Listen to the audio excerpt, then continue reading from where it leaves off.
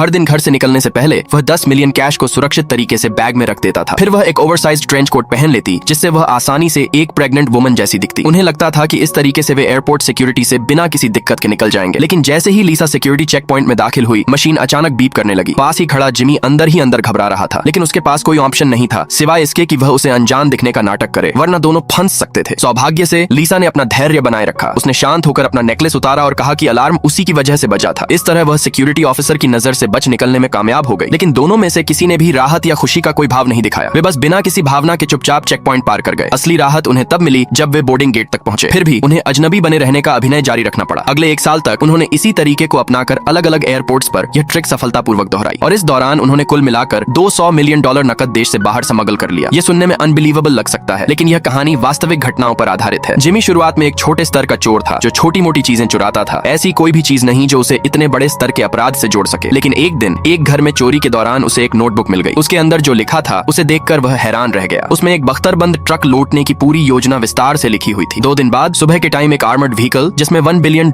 Cash था airport के warehouse number 18 में आने वाली थी। यहाँ तक कि उस वेयरहाउस का एक्सेस कोड भी नोटबुक में लिखा था। यह देखकर जिमी के दिमाग में एक खतरनाक आइडिया आया। उसने तुरंत अपने पुराने क्रू को इकट्ठा किया और अपना प्लान बताया। योजना सिंपल थी, एक फेक आर्मर्ड ट्रक लेकर एयरपोर्ट में घुसना और पूरा कैश लूट लेना। पूरी लोडिंग प्रक्रिया सिर्फ 5 मिनट की होती थी, क्योंकि उसके बाद पुलिस वेयरहाउस की सुरक्षा के लिए पहुंच जाती थी। लेकिन यह सब सिर्फ थ्योरी थी। असल जिंदगी में इसे लागू करना हमेशा अनएक्सपेक्टेड कॉम्प्लिकेशंस लेकर आता है। यह सुनिश्चित करने के लिए कि कुछ भी गलत न हो, उन्होंने कई हथियार खरीदे और अपने चेहरे छिपाने के लिए विशेष रूप से डिजाइन किए गए मास्क बनवाए ताकि सीसीटीवी कैमरे उन्हें पहचान न सकें। उन्होंने भागने के दौरान इस्तेमाल करने के लिए स्पाइक स्ट्रिप्स भी तैयार किए। आखिरकार नोटबुक में दी गई जानकारी के आधार पर जिमी ने उस जंकयार्ड का पता लगा लिया जहां नोटबुक के मालिक ने एक आर्मर्ड ट्रक रेप्लिका बनवाई थी। जिमी ने खुद को उसका दोस्त बताया और वह उस वाहन को लेने वहां पहुंच गया। अप्रत्याशित रूप से जंकयार्ड के मालिक ने उसकी बात पर भरोसा कर लिया और उसे चाबियां सौंप दी। इस तरह जिमी को न सिर्फ ट्रक मिल गया, बल्कि उसे उस असली चोर गिरोह से टकराने का जोखिम भी नहीं उठाना पड़ा। इसी बीच असली चोरों को भी समझ आ गया था कि उनकी नोटबुक चोरी हो चुकी है, इसलिए उन्होंने अपना पूरा प्लान कैंसिल कर दिया। अब सब कुछ तैयार था। जिमी और उसकी टीम हथियार लेकर नकली बख्तरबंद ट्रक में एयरपोर्ट के गेट तक पहुंचे। हर दिन दर्जनों बख्तरबंद ट्रक कैश डिलीवरी के लिए एयरपोर्ट में आते थे, इसलिए सुरक्षा गार्डों को उन पर ज्यादा शक नहीं हुआ और उन्होंने उन्हें अंदर जाने दिया। वेयर हाउस के बाहर पहुंचने के बाद जिमी इतना घबरा गया कि उसे कोड याद करने में कई कोशिशें करनी पड़ी। आखिरकार उसने सही कोड डालकर दरवाजा खोल दिया। जैसे ही ट्रक वेयर हाउस के अंदर दाखिल हुआ, निगरानी पर नजर रख रहे सुरक्षा गार्डों ने उन्हें देख लिया और तुरंत पुलिस को कॉल कर दिया। 5 मिनट के अंदर पुलिस वहां पहुंचने वाली थी, लेकिन जिमी ने पहले ही इसका अंदाजा लगा लिया था। वे अपने प्लान के मुताबिक मास्क पहनकर रियल आर्मर्ड ट्रक की ओर दौड़े और बिना किसी सुराग के बैठे गार्ड्स को कंट्रोल कर लिया। लेकिन जैसे ही उन्होंने ट्रक के दरवाजे खोले और देखा कि वह पूरी तरह कैश से भरा हुआ है, वे निराशा से भर गए, क्योंकि 5 मिनट में इतना सारा पैसा निकालना सच में लगभग असंभव था।